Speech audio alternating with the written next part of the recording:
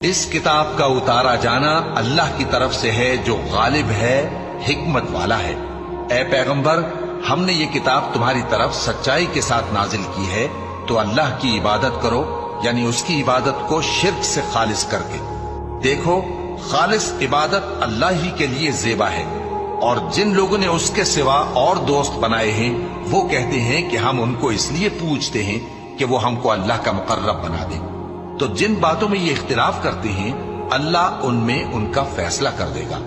بے شک اللہ اس شخص کو جو جھوٹا ناشکرا ہے ہدایت نہیں دیتا۔ اگر اللہ کسی کو اپنا بیٹا بنانا چاہتا تو اپنی مخلوق میں سے جس کو چاہتا منتخب کر لیتا۔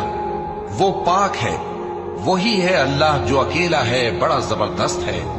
اسی نے آسمانوں اور زمین کو تدبیر کے ساتھ پیدا کیا ہے، اور وہی رات کو دن پر لپیٹتا اور دن کو رات پر لپیٹتا ہے، اور اسی نے سورج اور چاند کو کام میں لگا رکھا ہے، سب ایک وقت مقرر تک چلتے رہیں گے۔ دیکھو، وہی غالب ہے، بخشنے والا ہے۔